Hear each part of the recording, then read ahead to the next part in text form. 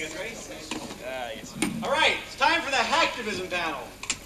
I'll let these guys introduce themselves because they're not everybody who was supposed to be here. Some of them are. So we're all back on schedule. Let's have a big hand for the Hacktivism guys.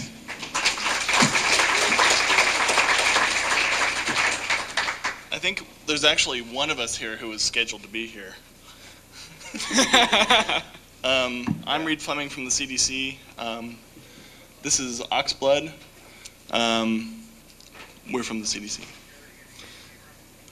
Veggie was supposed to be here. He's on a plane. That's why we're here. I think added together, we match him in total pounds. Close. Not well, approaching. Hello.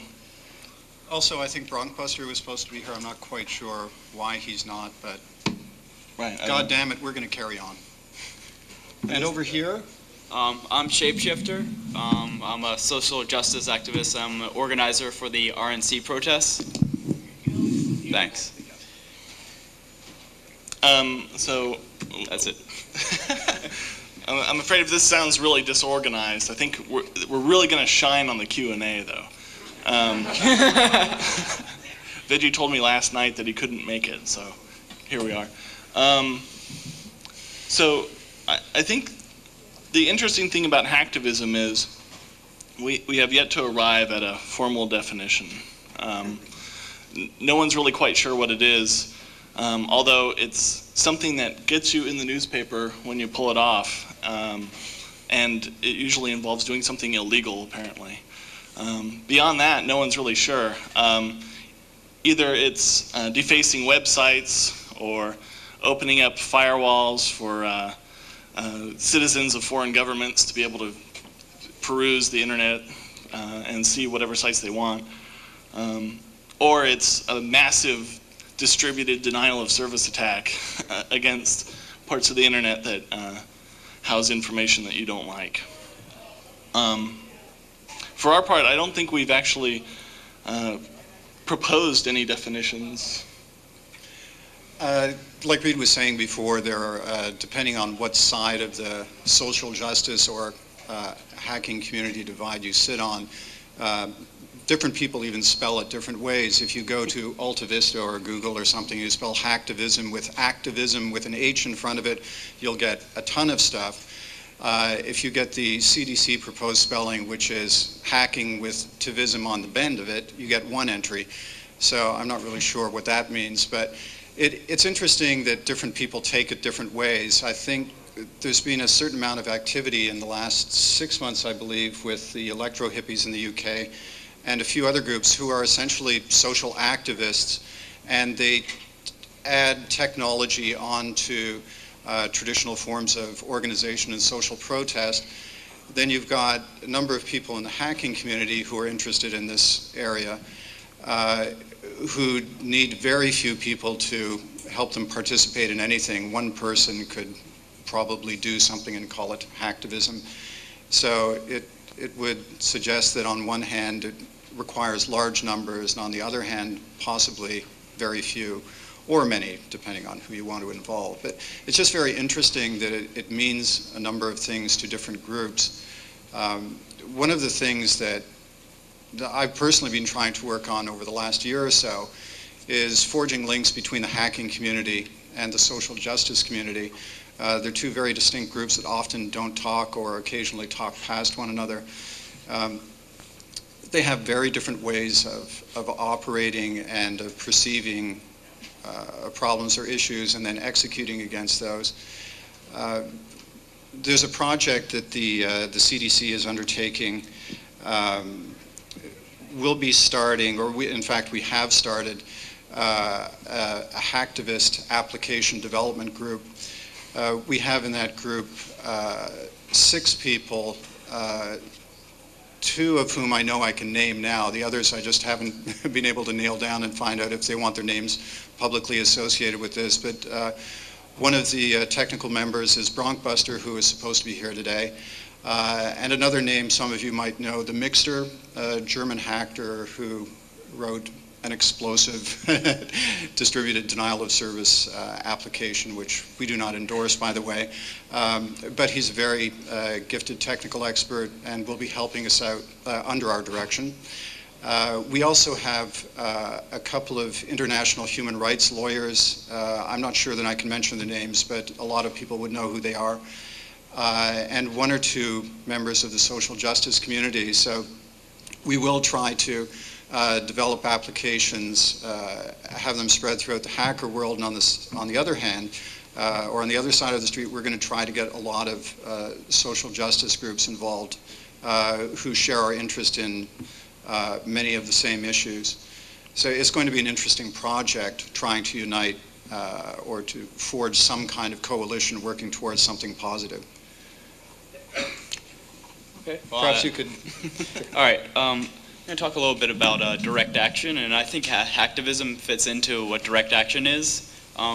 Direct action is when you take action against, let's say, a corporate entity like the MPAA or Microsoft, or maybe a pharmaceutical company who's denying access to essential medications for people who live in third world nations who can't afford them. Basically what direct action is you take action against them, and it can be a range of things. It can be civil disobedience in the street. Personally, I'm a street activist. I do a protest in the streets, and I'm organizing for the RNC, which is the Republican National Convention, and we're organizing protests against them and all their corporate sponsors and how they don't represent people, but they represent corporations. So basically, hacktivism is like sort of, you know, it's in that spectrum of what direct action is. Hacktivism is sort of taking a different approach. Most people think about activism and they think, you know, people in the streets chained to something like a giant pig that says, you know, IMF World Bank on the side of it, or you know, or who are dropping a banner off of a building that has their message on it, or like a Greenpeace action where they take over a ship that does whaling or something like that. So hacktivism is sort of a new approach, and it can be a pretty effective tool, I think, in getting your message across. Because part of what all the civil disobedience stuff is you know, we get attention to bring to our issues that we're bringing up. So if there was like direct action against the RNC, you know, there's people on the streets who are protesting it. There could also be very well be people on the web who are protesting it as well. So, you guys want to talk to me? I've got a suggestion, because this seems to be a little bit more a workshop than a lecture, and I think that's okay. So in the beginning, when defining hacktivism, it might be a good idea to say at least what hacktivism is not, because I think the hacking community has to be very carefully. We live in the year 2000. If someone robs out a bank, he doesn't take a machine gun, he takes a computer. And if a political group having lots of bullshit in brain, protesting against anything, there might be forms where we can say there's hacktivism. But if it comes to denial on service of infrastructures, or we had that story with a Legion of Underground, I remember maybe you can say some words to that. So I don't want to be involved in terrorism, and I think it's very important for hackers to say we're driven by curiosity and not by denial of service, which is vandalism, or by, you know, financial interest in robbing banks or whatever. So I think it might be a good idea to make a list. What is hacktivism, at least from the motivation, and what's it not? So to get also in the media a little bit more sharpened picture on this. Sure. Although, I don't know if you were here for the last panel, the prospects of educating the media are kind of poor, I guess, but... Yes, I was, and that's the reason why I'm standing up, because I think it's a sad picture if there's a hacker conference and then we talk about what is hacking, and someone says, oh, it might be this, it might be this. So, I mean, read the hacker ethics, it's written down. Hackers want information to be free, so it has to do with learning by doing, it has to do with by curiosity, and it has not to do, maybe not even to do with computers, for me, okay. I mean, computers is just a tool, and tools might change, but the motivation should not change. Because otherwise it might be like getting a hammer in your hand, and then the whole world looks like nails, and that's a dangerous situation. Right. Those are good comments and questions. I'm a little afraid to step forward and say what is hacktivism and what it is not, because I think intelligent people can have serious disagreements over this. Myself, and I think for the rest of the CDC, we agree that we should not be denying access to the internet or to particular websites just because you disagree with the content on it, whether that's a corporate site or a political site that you happen to disagree with greatly. I think we believe that more speech is better speech, that if you're serious about the marketplace of ideas that the internet's supposed to be, that you're not going to go try to damage infrastructure on a country level, on a website level, on a whatever backbone level. I think one of the issues that will be evolving over time, and we'll have to figure out how to deal with it, is part of the whole activist perspective is the issue of civil disobedience. It's something we saw through the civil rights movement. It's probably the easiest example in the United States, where certain groups broke the law of the land because, in their view, it was immoral. So there's always been sort of this idea of occasionally breaking the law to further social justice. Now, in certain instances, it's extremely clear. Apartheid, issues of civil rights issues in the United States, and other things. And over time, these things have been addressed. But a lot of people were arrested, and they sought to be arrested. And this is one of the things that I'm almost worried about with hacktivism, that people make excuses to do something rather extreme. And who's going to decide, well, is this a good idea or is it not? Is this moral or not? I mean, at the end of the day, the public is going to decide whether they agree with something or not. But this is going to be something that's definitely going to be coming up. And I don't know, like if you're like me, occasionally you read Wired News and you find out that somebody has defaced a certain website and they're saying that it's hacktivism. I'm often very confused. I can't tell often the difference between somebody defacing a web page and somebody saying they're doing it for political reasons. So I think it's become somewhat convenient to saying, one is doing this for hacktivist reasons, and there are quite a few gray areas, as there are all throughout hacking in general. I don't know. One small comment, and then your question. Real brief. Twittyfish, I think, actually laid out a pretty good ground rule for whether or not it's hacktivism. That is, did you pick your cause before you picked the site? I think that's a pretty logical thing. That's all I wanted to add. First of all, I want to say, Mr. Biafra, I remember getting wounded at your shows 15, 16 years ago and enjoying it. I'm a little younger than Mr. Jello Biafra. Oh, I'm sorry. I put the hat. Louder. Okay, well, good thing I didn't say that very loud. My question is this. I had an experience, I read a Bruce Sterling book recently called Distraction. And in Distraction, and I believe this was written before the WTO demonstrations, there were some very interesting things that he talked about in terms of people organizing and in very interesting ways and doing things to provoke change using old school technology, new school technology, using identity changing things, using economic systems that were not part of the mainstream economic system. I read that, I got very interested in hacktivism, I suppose, because it was a science fiction book. And I went through a bunch of East Village bookstores and activist bookstores in New York, and I found nothing except a lot of leftist rhetoric that was mostly anti-technological. And my question is, I think it's important for the activist community, and I'm not, whether it's leftist or some other term applies better, I don't care. I think it's important for people that are pro-technology and see the uses, the positive uses of technology, to communicate with theorists who I think are very used to seeing technology as a negative thing. And I'm wondering, is there a way, how can we get together and communicate with, quote unquote, the other side? I have been in parts of both. I've been an activist and I'm also kind of pro-technology for certain reasons. And what can be done to unite these two people? I think if leftists or activists can see the uses of technology in a certain light, there will be a lot less rhetoric against it, and there will be a lot more movement in certain directions that may be hacktivist-oriented. But I have no idea how these type of negotiations would take place. Well, I can sort of answer that.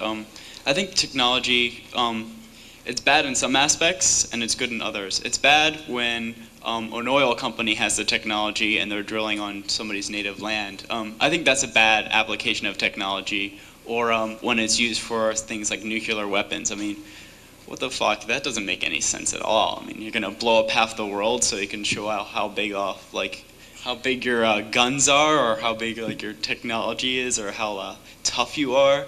I think some applications of technology are just completely useless and bad. But then there's other things like in demonstrations, and most of the WTO demonstrations and the A16 demonstrations in DC, we had a whole communications network set up where we could tell what was going on across the entire city, like what the police were doing, what the delegates were doing, and we were able to coordinate using that technology. So I think communications technology can be good when it's in the hands of activists and social justice activists. And also there's the issue of the independent media. The independent media was maybe by using they had a high-speed connection to the internet, and that helped the social justice activists in that we got our story unedited to massive amounts of people. There was we had satellite uplinks, and people in cable access TV stations around the country were able to download that. So I think if we sort of democratize the use of technology, then we can, it's totally useful. But as far as Microsoft and you name it, what corporation, I don't think they should have the control of technology. So. Not to disagree, you raise a lot of points that I totally agree with. I'm really setting this up wrong. I think if you're my kind of hacktivist, your particular political opinions don't really enter into it. I don't particularly care if you happen to be very liberal on most political issues or conservative. It's really not my thing. But the thing I'm most interested in is, what do you think about global internet liberties? What do you think about citizens of the world being able to access the internet, being able to browse the web and send mail to whoever they want without interference from their government or tracking? They need to be able to have free speech, privacy, access, and encryption. And if you're for those things, I think you are by default a hacktivist, or you're a hacktivist sympathizer. The only thing that one thing you said that sort of makes a question to me is most people don't have access to the internet. Right. Majority of the people on this planet don't have access to the internet, and that's a big gap. And right now, the way it is, most people don't have enough resources to get a computer. And that's sort of a mark of the economic system we're currently in, is capitalism sort of makes sure that some people get a whole lot of money, and then most of the rest of the world has to support those few people and their habits.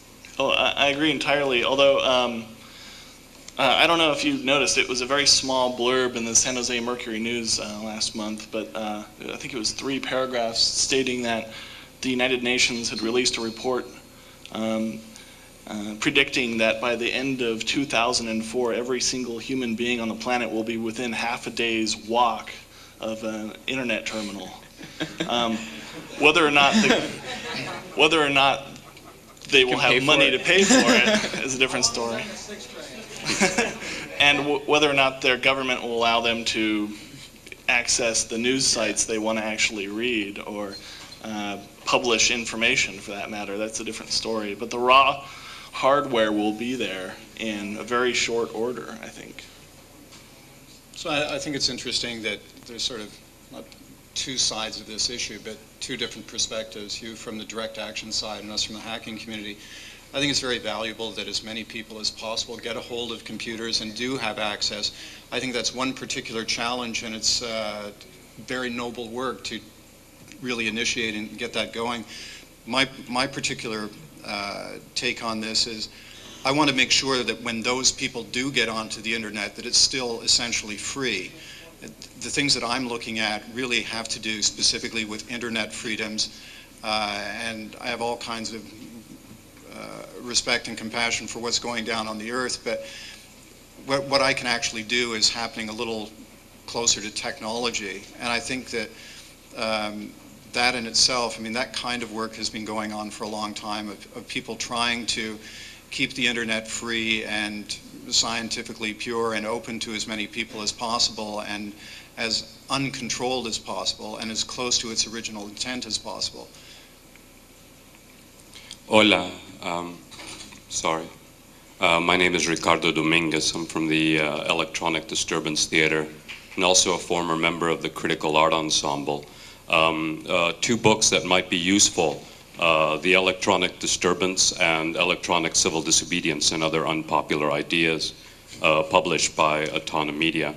Also, the Electronic Disturbance Theater initiated a series of weak denial of service systems or powerful symbolic presence or virtual sit-ins on President Cedillo's website all through 1998 in response to the Octial massacre against the Zapatista communities. But I've had a brief dialogue with both CDC and some other communities, not directly, but indirectly. And the critique of direct action versus free speech, I think, is very important. Both of them, I think, as you said, are valid issues. But again, as Tweedy, I think, has pointed out, if one has been grounded in long-term activism, that is, I was working with the Zapatistas since the beginning. I was already thinking about electronic civil disobedience since the 80s in terms of its relationship to ACT UP and AIDS activism and what we could do in terms of force multiplying the voice of a community. And I agree that if we were to do radical denial of service against any part of the internet in a long-term way, it would be something that would go against, I think, a technologically optimistic community that should look to network as much of the world as possible. But I also believe that there are times and spaces where a direct action is necessary. And how that direct action is played out, I think, is up to specific cells, and I think those cells should be aware of the dynamics that will take place. When the Electronic Disturbance Theater did its gestures of the Zapatista floodnet, we knew that an element of bandwidth would be taken up, that it wasn't the most technologically adept use of the technology, but we did see it as a way to promote in the mass media the issue of Zapatismo and what was going on in Chiapas, and that was our main focus. And the way we measured the strength of an action was if in the media, in the first paragraph, they mentioned the Zapatistas, then that was a victory for us. And I would say about 75% of the time it was indeed mentioned in the first paragraph. When we lost something was when they mentioned cyber terrorism or cyber crime, which is what they tried to put electronic civil disobedience into. But one of the agendas that we have been trying to put forth is nonviolent direct action. How does that happen online? And how can it also help people on the streets? And one way that it can help in implementing more nonviolent direct action is to make sure that the information war ecologies, be they right or left, such as Wynne Schwartov or Dorothy Dennings, is that they try to understand the difference between electronic civil disobedience, cyber terrorism, and cyber crime. And I think to a certain extent the hacktivist communities has been rather victorious. Just recently on May 23rd, Dorothy Denning presented to the U.S. Arms Appropriation Committee on Cyber Terrorism her dialogue on cyber terrorism, and she specifically mentions the electronic hippies, the electronic disturbance theater, I believe Cult of the Dead Cow, and a few others. And she specifically states that this is not cyber terrorism, it is not cyber crime. And I think to a certain extent that does allow and give us a certain amount of leverage, especially when we're dealing with the media, which is ultimately the kind of process, whether we want it or not, the way it spreads itself out. Anyway, it was more of a statement than a question, but I do also wanted to thank all of you for the fine work that you have done and continue to do. Thank you. Thank you.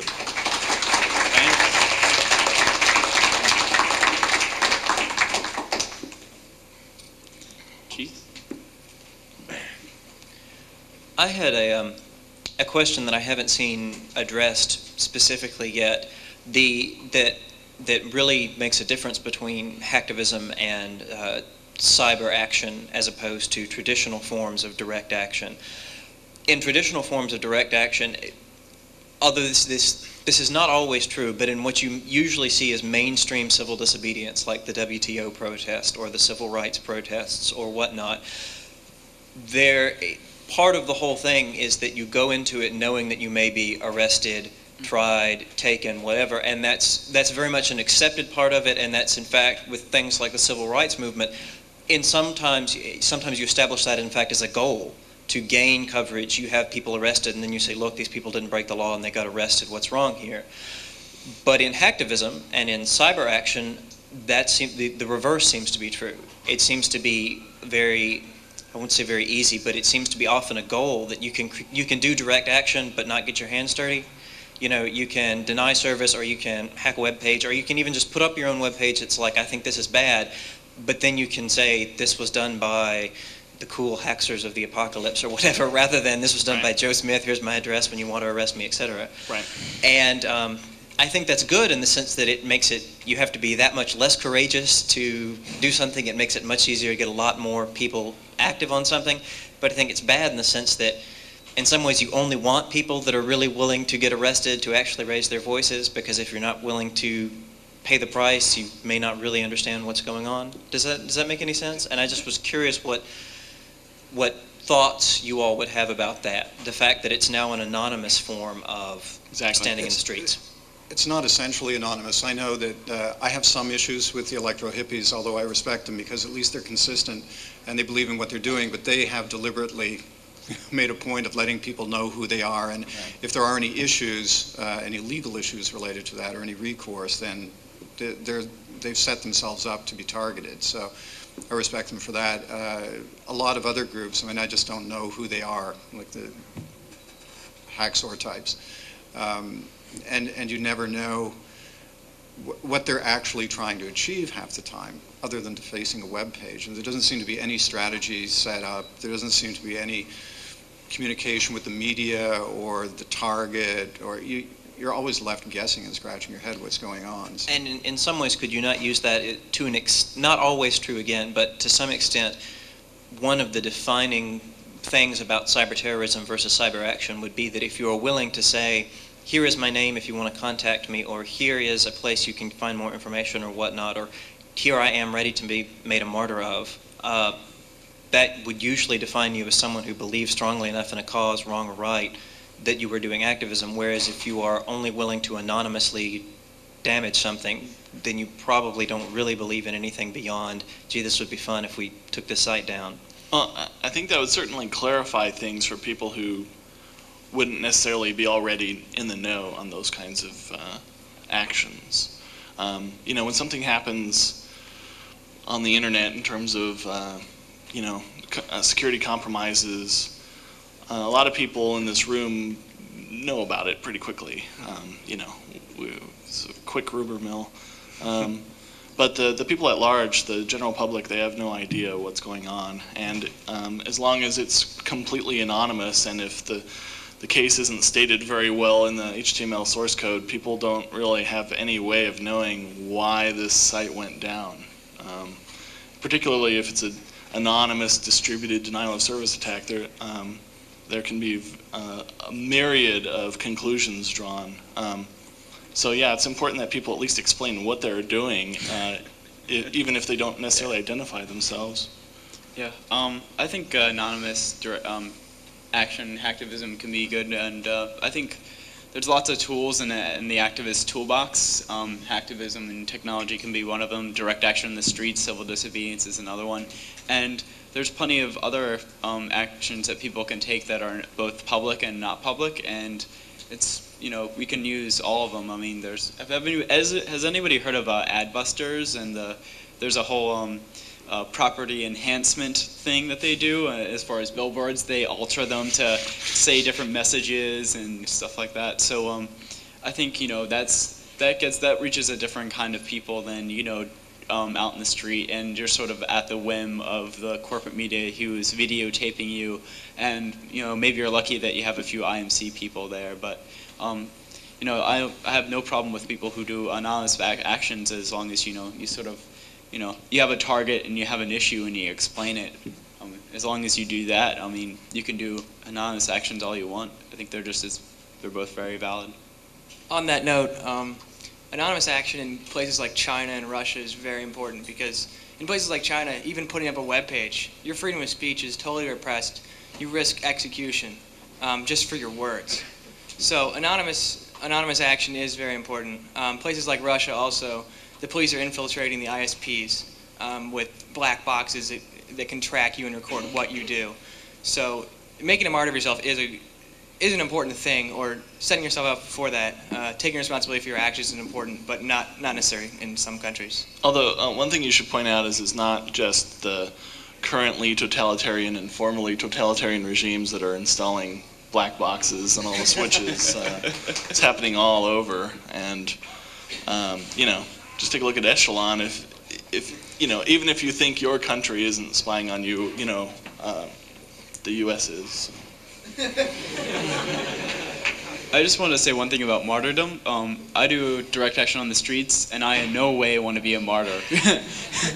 I am totally against that. If I can, you know, if what happens, happens, but I don't want to like get my head cracked in and be all happy about it if, you know, I don't accomplish anything. So I'd rather not get my head cracked in, you know, if I can.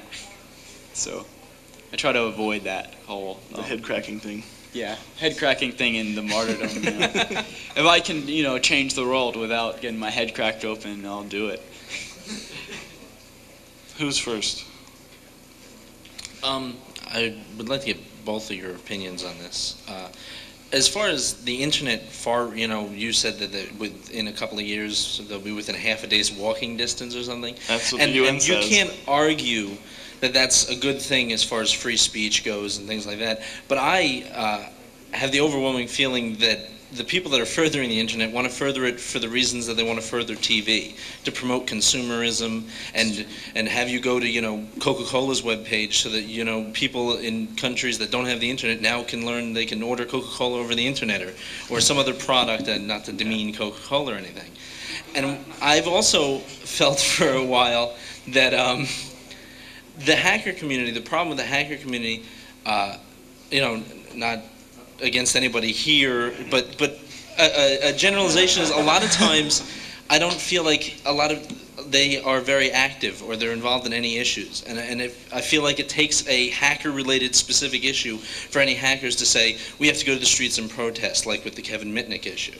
And I'd like to know what you think we could do or try to do to A, keep the internet about free speech and about communicating and not about corporate consumerism, and to get hackers involved in social issues, regardless of right-wing, left-wing, or anything like that, that aren't just related to selfish hacker ideals.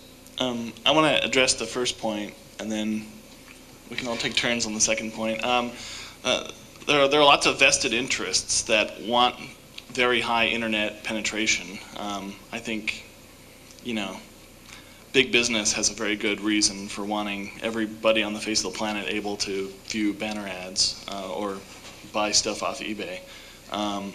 But that's fine. I don't care about that. As far as I'm concerned, 90% of the traffic on the internet can be purely commercial as far as I'm concerned. But that last 10% is two-way communication. It's me being able to put up information for people who are interested in it. And it's unlike any other medium that we have, except maybe if you have a printing press or a shortwave radio. It's two-way, and it's fundamentally different from television. So I don't care why they do it. I'm voting for total internet domination. I wasn't saying that I thought it was like television. I said I'm under the impression that they would like to make it like television. Oh, they can try all they would want. like to, well, what I want to know is what you think should be done to try to prevent things like that and to try to get people more active. Well, I don't think we have to do anything. I think the simple two-way nature of the net is going to be it's a huge unsurmountable problem for somebody who wants to completely dominate it, unless they at a governmental level decide to block access to everything but specific sites. Then it becomes a problem of selection, which we already have. But in terms of getting hackers politically conscious, does anyone have any ideas on that? Well, I would like to respond to the first part. Okay. I think that the internet is mostly, look at who owns the phone lines. It's not, people in this room probably don't own the phone lines. It's Bell Atlantic, it's Sprint, it's these big conglomerates that own the phone lines and the systems that it's run on.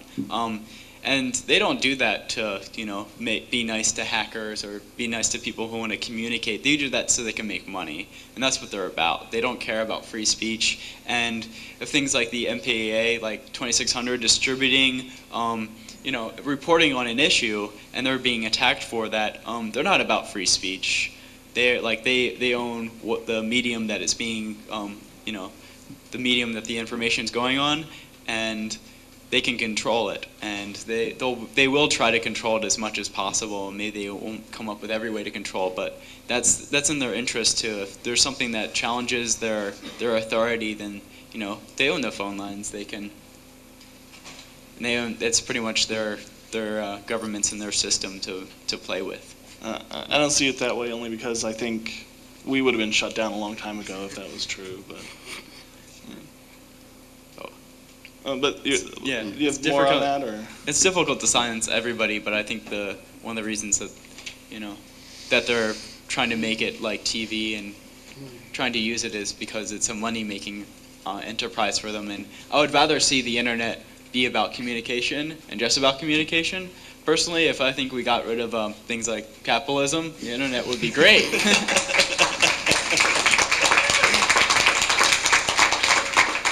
Freedom of the press is limited to those who own one. AJ Liebling. Well, now we could all own one for $9.95 a month, I guess. But back to getting hackers into social issues. Does anyone have any ideas? You guys want to come to the RNC protest? It's in about 2 weeks. You're more than welcome to come. In Philadelphia? In Philadelphia. You can visit our website. Yes, we do have a website. It's thepartiesover.org. No punctuation in that. So you can check us out, and we're offering trainings from everything how to lock yourself to a giant pig with a box of donuts inside, or to... that actually happened anyway. Or to doing communications work on the street and how to better communicate amongst people who are across the city and try to figure out what they should do, because the police are tear gassing and pepper spraying over here, and then there's all these Republicans and press over here, and they're all trying to get to the fuck center. That's where they're having their convention. Anyway.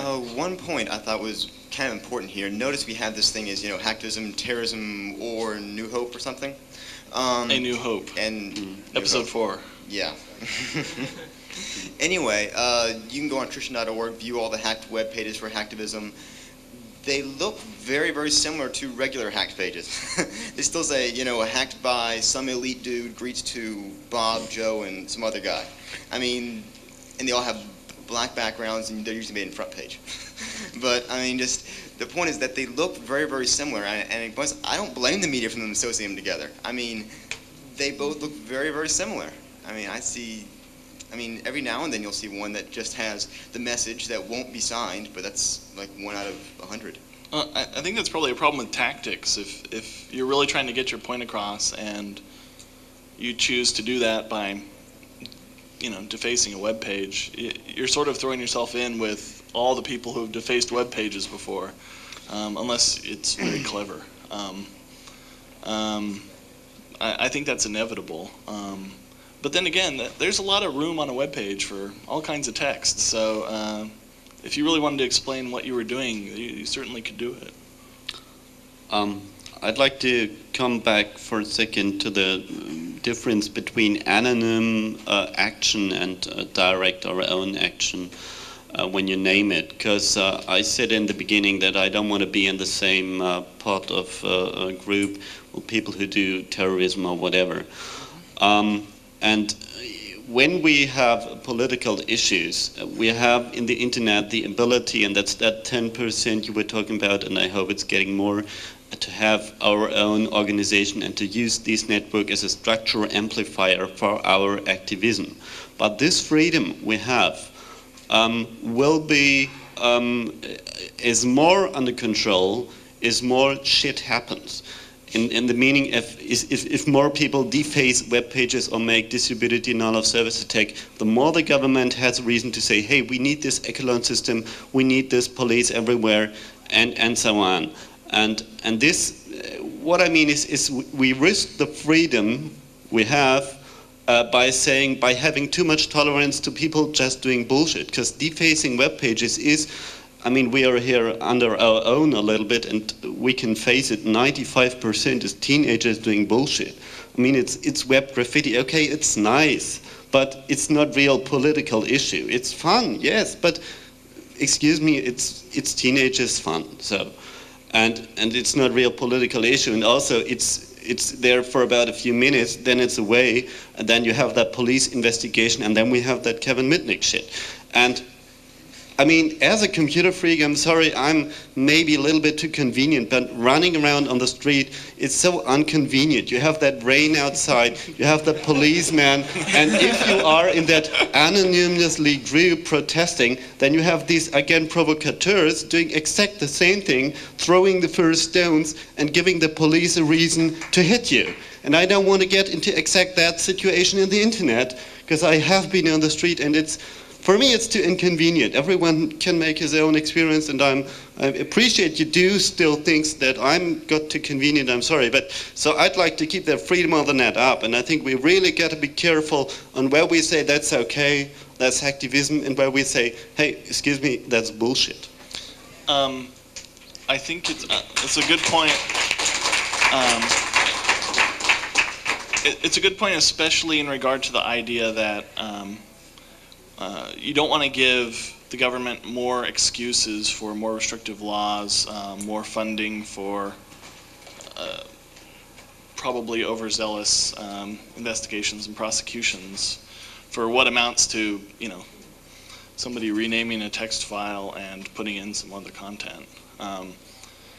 But on the other hand, I think that's inevitable, at least in the westernized countries. They're looking for any excuse, whether it's the result of hacktivism or just downright malicious attack, and they have plenty of examples. I think if all the hacktivism died out tomorrow, they would still find enough justification for an increased internet police state. So I think the only real effective organization against that is, trying to contribute to things like cryptography, trying to contribute to things like, well, I don't want to endorse FreedomNet, but I think that's a good idea. Gets smaller as faster the movement goes. So the time slot of enabling anonymous crypto for everyone gets smaller if the government has more reasons to forbid that, and it's not the way they're not trying it. Right. So the comment was as time goes on, the government is encroaching more and more on our rights. I think that's what you're saying, and eliminating the possibility that someday we're going to have a very good solution for most of the people. And I think that's true. So, but I think that's true regardless of what happens with all the hacktivism. I think we have to work hard to help reinforce those people who are trying to do those things. I say, go renew your EFF membership tomorrow. As far as activism goes and saying, like, some people you think are terrorists and stuff, when I think about activism, I think that a lot of anti-choice people, I don't consider them activists. I consider them, for me, an activist, a social justice activist, you have to be against all forms of oppression, not just, not just, one issue, or like be against, the denial of like free speech. You have to be against all forms of oppression, sexism, homophobia, racism, classism. So I think, we can sort of define ourselves that way, and sort of being like, there's against the anti-globalization movement in Europe. Their movement was actually co-opted by the left-wing movement was co-opted by the right-wing movement, because the right-wing movement, they're basically fascist and they're nationalists, so they're against the globalization economic system because they're all about nationalism, but they're also, they're also racist and, sexist, and they're also, classist as well, but just in a different way. Hi. I'd just like to make a comment about one of the dangers of hacktivism as a concept. And that's because it's such a new word for this kind of activism. We shouldn't let the word stray too far from its root. Activism generally implies not only tactical protests, but a strategic approach toward making social change. When people think of hacktivism, they generally think of website hacks and people defacing things, and those are tactics. They're not necessarily strategic. If you want to use hacktivism as a means to change things, you need to take a strategic approach as well as a series of tactics. And one thing to note would be like that the internet and is a medium for communication, but it is when you look at something like hacktivism, there's more to it than just the medium. Most people just see the medium. They don't see that it's also a different audience. You wouldn't go and protest the, have a street protest, a direct action protest about, the injustices against the Falun Gong group in North Dakota. You wouldn't do it. The audience is wrong, and it's the wrong place to do it. However, people seem to make the same mistake on the internet. One thing to remember is that your audience is different. The things that you protest, it's a tool, it's very valuable. You don't want to misuse it for the wrong causes. It's pretty hard to make a mistake with something like direct action because it's a physical thing. Everyone has a physical representation. Every person on this planet that you want to influence has a physical manifestation, a body, and you can go to that person and talk to them. On the internet, the people that you're talking to, are not the Falun Gong Chinese. They're not the people dying of AIDS in Africa. They don't have access. They're not there. That's not your audience anymore, and that has to be it has to be taken note. The people you're talking to are the white bread American families who let MTV raise their children. The people who don't go outside and aren't going to see the street protest, and if they do, they're just going to think it's a nuisance because it's making noise and they can't hear their television. So be aware of also the change in audience, as well as the change in medium. When you apply your tactics, make sure you have a message and that you're aiming it at the right place and not just firing blanks off into the sky.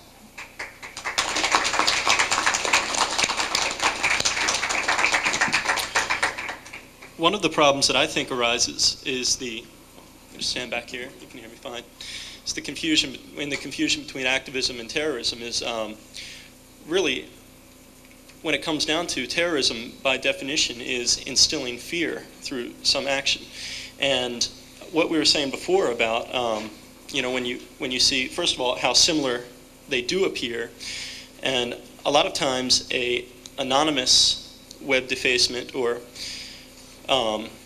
which seems seemingly unprovoked to the corporation that does it might be seen as an anonymous, unprovoked attack, which will typically instill more fear than knowing who's protesting, their purposes, and why. And when it's that perceived unprovoked attack, instilling the fear, it's much quicker to call that a terrorist action than a piece of activism.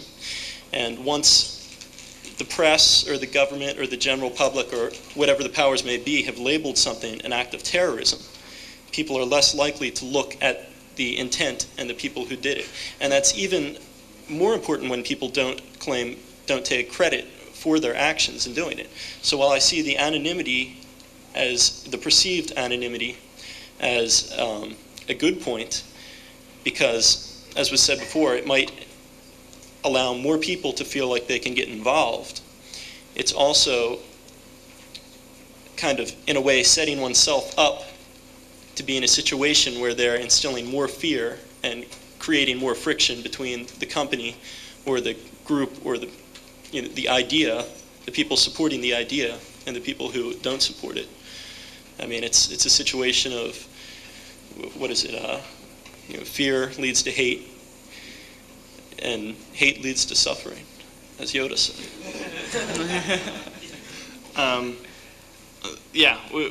Somebody else asked about this in a different way, and I agree. I think the anonymity is sort of a double-edged sword if there's no explanation for what's happening. If it's just another web page hack, or if it's just another denial of service, or whatever the tactic happens to be, if it comes out of the blue and there's no explanation and there's no clear reason for why it would happen, then the speculation always runs wild. And I mean, I think you're going to see people, and we may have seen it already, where a group performs some sort of activity and somebody else decides to take credit for it just to further their cause, or for whatever reason.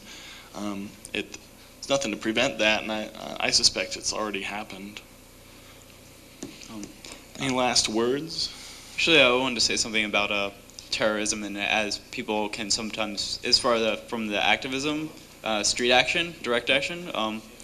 If a lot of times, like, let's take the police for example. A lot of the police are being trained, and their training is in preparation for the protest happening this summer at the Republican National Convention in Philadelphia and the Los Angeles.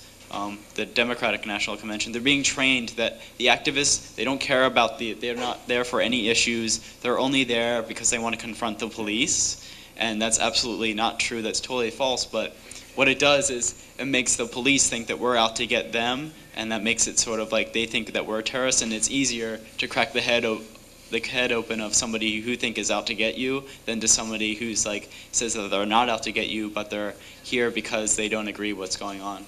So that's just another example of how people can be, the misinformation can turn people into what people call terrorists. Any last words, Laird? Well, other than I'd just like to thank 2600 and everyone for putting this together. I think we've had a great range of opinion and discussion. It's been great. Thanks a lot. Yeah, me too. All right.